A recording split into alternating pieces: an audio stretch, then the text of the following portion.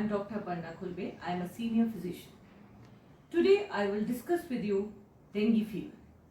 ये मुझे इसलिए इम्पॉर्टेंट लगा बिकॉज आजकल कोविड केसेस के साथ साथ डेंगी केसेस भी बहुत ज़्यादा आ रहे हैं. डेंगी फीवर भी एक तरह का वायरल फीवर ही है, बस फर्क इतना है कि ये वायरस एक पेशेंट से दूसरे पेशेंट से मस्कीटो बाइट से स्प्रेड होता है.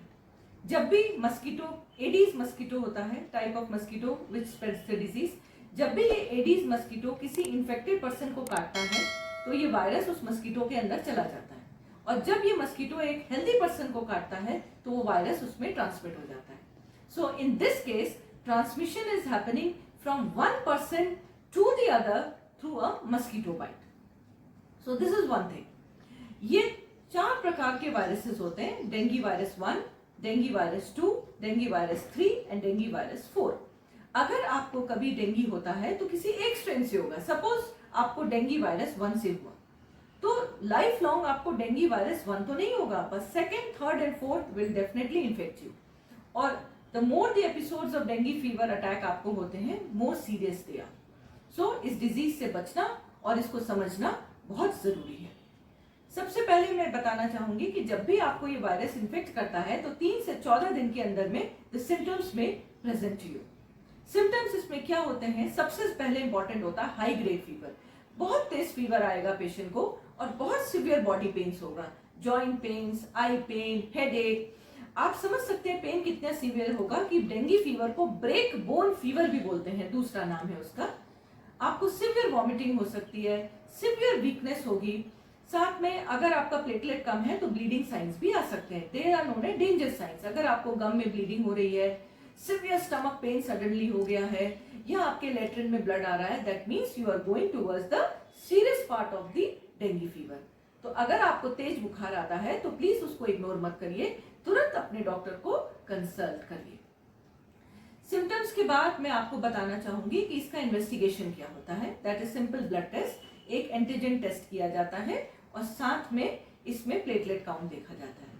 और डेंगी फीवर के भी ग्रेड्स होते हैं. देखिए, before I come to treatment मैं आपको बता दूं कि 3 ग्रेड्स ऑफ डेंगी फीवर होते हैं. Simple dinghy fever, mild dinghy fever, इसमें सिर्फ फीवर आता है और 3 से 7 दिन में पेशेंट रिकवर हो जाता है. That means patient recovers within 3 to 7 days. Then comes dengue haemorrhagic fever. इसमें प्लेटलेट काउंट कम हो जाता है और you can get gum bleeding, blood, latrine में ब्लड आ सकता है, स्मॉल स्मॉल पेटिकी आ सकते हैं, मतलब छोटे छोटे रेड डॉट्स आपके शरीर में आ जाएंगे. डेंगी फीवर में रैश भी होता है फीवर के साथ, but rash and petechiae are different. Petechiae में रेड स्पॉट्स आने लगेंगे because of the decreasing of the platelet count. And then third is dengue shock syndrome. इसमें ब्लड प्रेशर बहुत ज्यादा पेशेंट का गिर जाता है, it can be life threatening. तो ये 3 कैटेगरी ऑफ डेंगी फीवर होते हैं, इसलिए इसको घर बैठे इग्नोर मत करिए. कोई भी डेंजर साइन लगता है, कोई भी सिम्टम आपको अबनॉर्मल लगता है तो तुरंत अपने डॉक्टर को कंसल्ट करिए.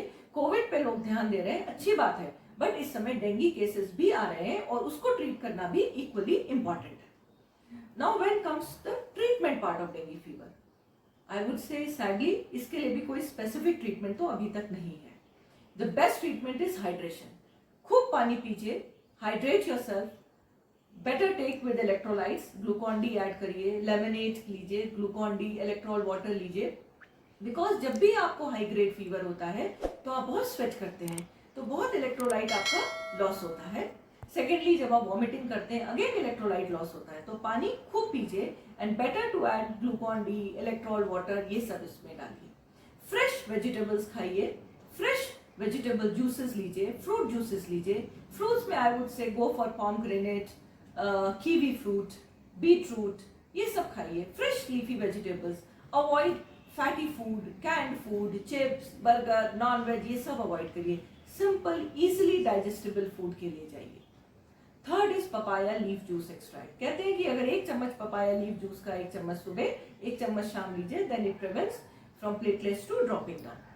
अब आजकल टैबलेट्स भी आने लगी हैं, तो जहां पपाया लीफ का नहीं मिल पाता, they can go for the tablets. And for fever, body pain, the safest is paracetamol. तो यही चीज तरीके हैं इस डिजीज से ट्रीटमेंट करके, इससे उसको लड़ने के लिए, इस डिजीज को भगाने के लिए. But best treatment now comes is prevention. अगर मस्कीटो ही नहीं होगा तो डेंगू फीवर ही नहीं होगा। So simple. मस्कीटो को अगर हम ब्रीड करने से रोक देंगे तो मस्कीटो काटेगा नहीं, मस्कीटो काटेगा नहीं तो डिजीज स्प्रेड नहीं होगा। एक पर्सन से दूसरे पर्सन पे ये डायरेक्टली नहीं जाता, इसमें जरूर एक बीच में मच्छर चाहिए। So the best is to kill the mosquitoes, don't let them breed.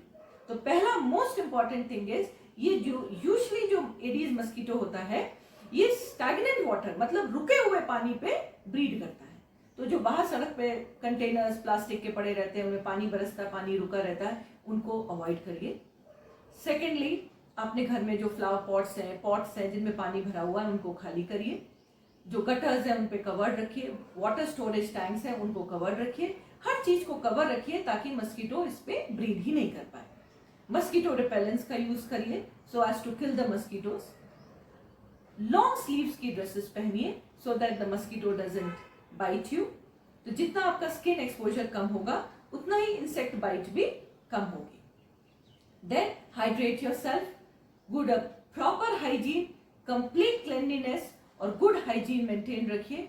अगर हम ये सब चीजें करेंगे तो हम इस बीमारी से बहुत अच्छे से लड़ सकते हैं। इसमें लड़ना बस एक ही चीज है, मस्कीटो को ब्रीडिंग से रोकना है। मस्कीटो नहीं तो डेंगू नहीं।